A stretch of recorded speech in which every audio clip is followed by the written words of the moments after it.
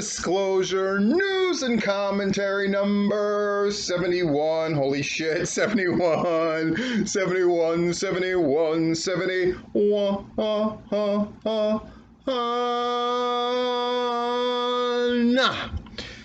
Hey, how's it going? It's Monday. I'm on top of the video. Boy, it's fun doing these. The busier and busier we get. What is today's commentary about? Is about Kamala. Different things it brings up for me. Different things it could bring up for you. There's a lot to learn from Kamala in more ways than one. And we're going to talk about it. That's our commentary. Patreon people, thank you to you, Dan and Jeffrey and Derek and Brett and Diana, of course. Southern Honor, Larry, not that one, but the other one. Rob Rod, Brian, and then of course the big three, Eric the World Walker, Viral Pro Wrestling, and the OG Myron. Acorn, there's a link down below. If you would like to start investing in the stock market in kind of a safe, easy, inexpensive way, Acorn's the way to go. And if you sign up using the link below, they start you off with $5 in your kitty right off the jump. Basically what they do is they take it every time you use a particular card, check card or whatever.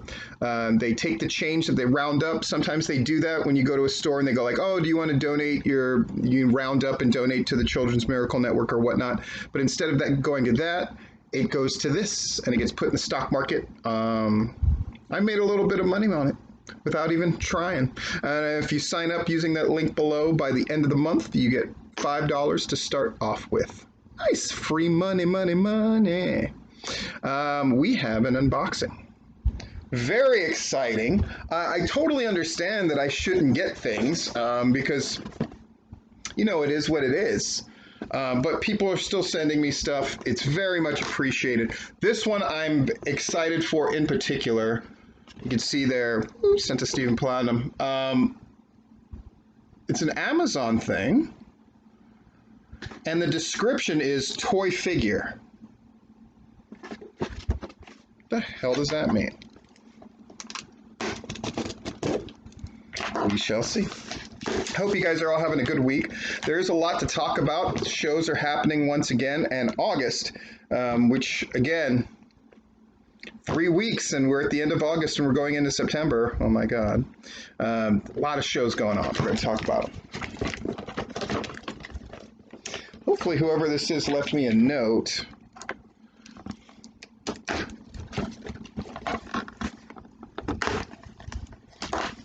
All right. I'm going to be surprised with this just as much as you are. Let me reach in and grab whatever figure it is. Hopefully it's not a joke on me. We shall see. 1, 2, get the paper out of the way. 1, 2, 3. Oh, Dr. Doom! Shit! What? Oh my God! Dope, dope, dope, dope. Huge Dr. Doom fan. In fact, I wrote the beginning part of a screenplay for a Dr. Doom movie, and I found it recently when I was trying to find some of my old writing for something else.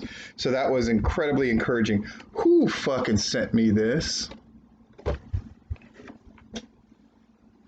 Damn, man. If you're the person who sent me this, please let me know. Please let me know. Dude, what an awesome... Makes my day, man. Makes my day, makes my day. Wow, bomb-ass way to start this. Let me throw out this. Well, here, I'll make a little room for it. Pow. This is a seminar that's happening.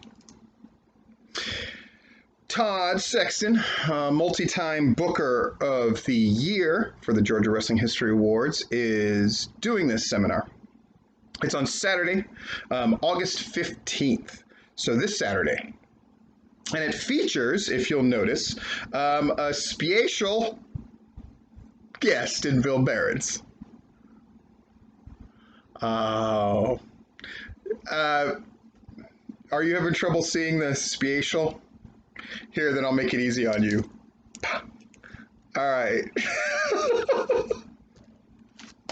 Oh, shit. Special.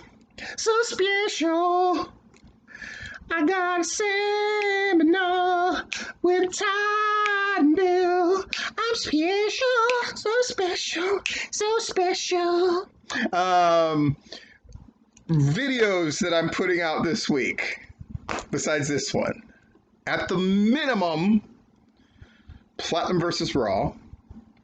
Platinum versus the AEW Women's Tag Team Tournament Cup Invitational, whatever the fuck. That's happening at 7. I'm going to try to get that one out tonight and then get the Raw one out tomorrow morning. And then Tuesday, of course, is AEW Dark, which I'm always covering. I heard Michael Stevens is going to be on this one. That's very exciting. I always love it when Georgia and Florida people who I like and know of show up on that show. And Dynamite on Wednesday, which is shaping up to be a very big Dynamite. I'm curious. There's a lot of stories going around and a lot of stories to tell about WWE versus AEW and all the other dramas going on and Retribution and Raw Underground. Just a lot happening in wrestling right now. It's nice that we're talking about how good and shitty things are instead of nothing happening. So I'm grateful for that.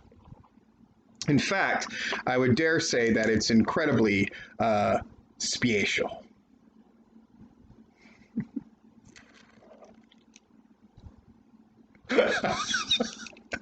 All right, moving on. WrestleMerica finally back doing their thing. Drawing about 150. Rob Rod's got a report up. It's on Georgia Wrestling History, of course, GWH newsandnotes.blogspot.com. So WrestleMerica drew about 150, and they'll be back on September 22nd. From now on, especially if you're submitting your stuff to Georgia Wrestling History, I'll do my best to say the date of your next show if that's apparent. Southern Violence drew 276. Holy shit, is that special? It's a good number. It's a good number. And their next show is September 12th, so they'll be back. Those motherfuckers have already run quite a few shows, and they are showing no signs of stopping. Justin retired, who's one of the two guys who really runs that bitch, and now he's going to just focus on running it. I think it's the right time to focus in on that, and certainly they've got talent. I'm very encouraged that they included, Jeter as part of the show, Brad Cash. It seems like they're bringing the talent level up, consummate to the level of show that they're running and drawing with. I think that's a good thing. KFW, Kapow Wrestling in Tennessee. I am going to admit now, full disclosure, I am not familiar with them, but they drew 140, so good for them. Pro South did their thing. Didn't get a crowd count, and I didn't really get to catch that show. I think I'm freeing myself up to the point where I can watch the Pro South show and do an evaluation of it. I don't think I'll do a separate video for it. My God, I'm up to doing 4 a week just of like show reviews. Fuck me. But I do want to watch that show. Maybe just hang out in the pool, watch the show. If I notice something on it, I'll say a little something about that. So that's cool. And I assume Pro South is running again this Friday. Total Aggression is happening on September 15th. The Popham's Gym. New South happened in Alabama, but we didn't hear much about that. Shows that are coming up. And Heritage also happened on August 7th, but didn't get a report about that show. Guys, get your fucking reports in. Thank you. One of the things that Southern Violence does that's really good is they always get in their reports. It's very smart to do. That way people can read about you, think about you, talk about you, all that kind of shit. So come on, Heritage. Larietto is this Saturday on August 15th. That charity show is happening soon, right? The Bryce Cannon thing. I know that's happening very soon as well. Southern Fried, I believe, is coming back on the 22nd. And Southern Honor, of course, on the 28th. Great. So all of that, of course, incredibly spatial.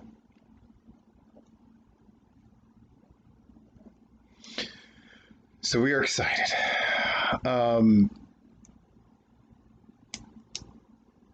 Right.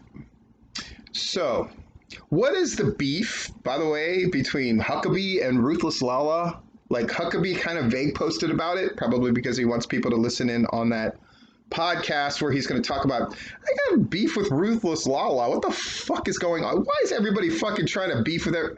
Fuck. But I still want to hear about it. And once I hear about the Huckabee Ruthless Lala thing, if it's a thing of note, I'm definitely going to bring back the Sip and Tea segment on next week's Full Disclosure. So I'm excited about that. What's up with fucking Huckabee and Ruthless Lala? I mean, I don't feel they're fighting. It makes me sad because I mean they're very, you know what they mean to me. They're very spatial.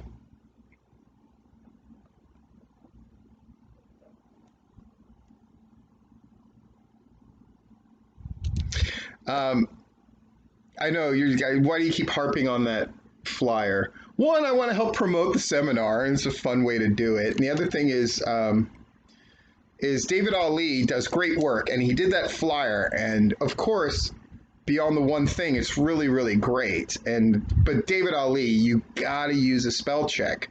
It could be your savior. Come on, that joke was kind of spatial. Yeah, it was. Commentary. Kamala. Fucking Kamala. Is the racist, or is the gimmick a racist gimmick? I'm not going to get into that. It's not really for me to say, if I'm being bluntly honest.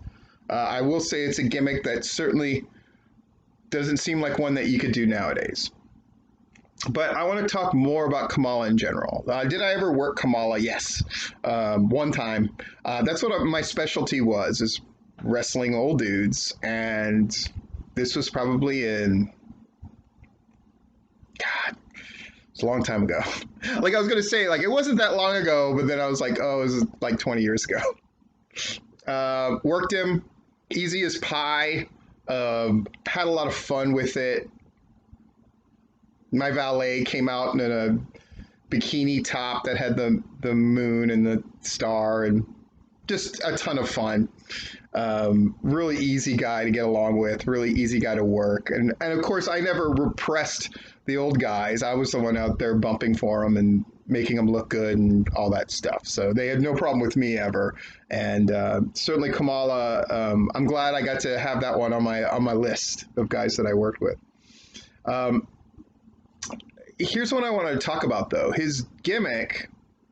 Now, a lot of guys will deride the gimmick for what it is now. Understandable. However, do you, wrestlers, have a gimmick where you can be put at the top at most any card quickly? Do you have a gimmick that can be impersonated? Do you have a gimmick that inspires the imagination? My guess is no. And what do I mean by inspires the imagination? You should have a gimmick such that people can imagine that gimmick coming in and working with their top babyface or heel,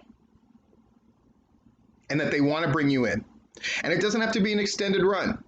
Kamala's career, you would be stunned at all the places where this guy worked up top. Now, he wasn't paid consummate to what he was worth, and that's an indictment on the WWF/E. And anytime people want to overly praise the WWF/E, I always remind them of things like this, that really they did not pay Kamala consummate to what he was worth, and they have not treated him with respect. And I was surprised to find out that he was not in the Hall of Fame. They really treated him like shit.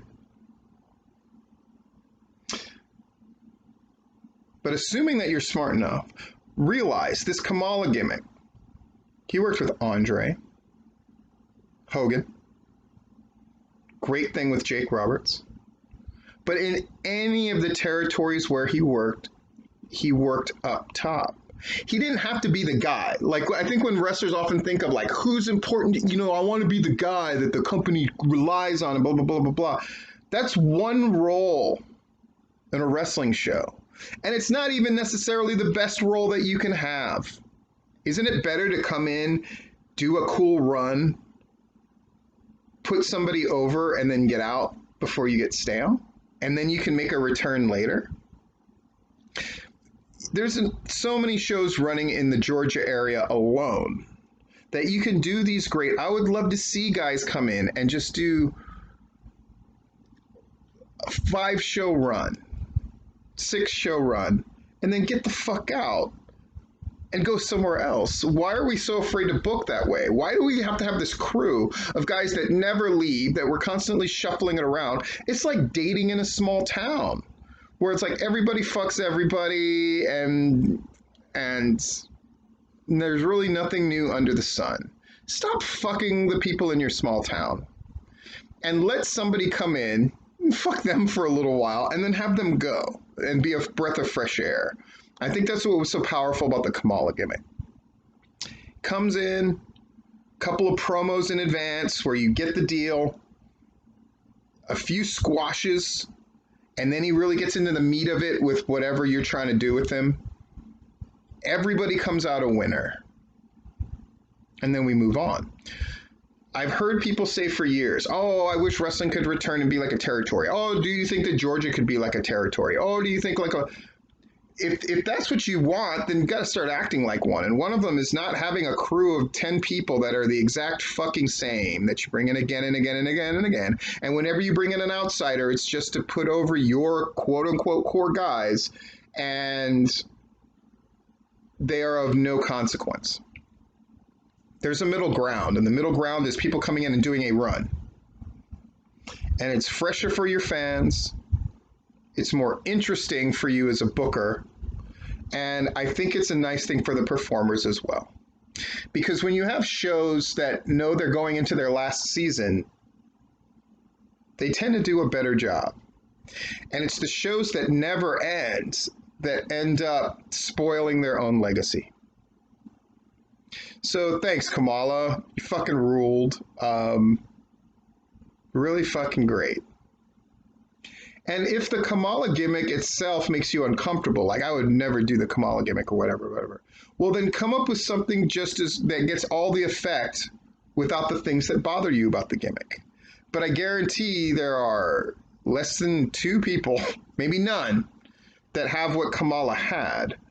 And it's very possible for you to develop a great thing where you can go to a new promotion, have this great run, sit down with the booker and the promoter and whoever's in charge, and come up with how you're entering, how you're going to get built up, and then how you're going to put people over on the way out.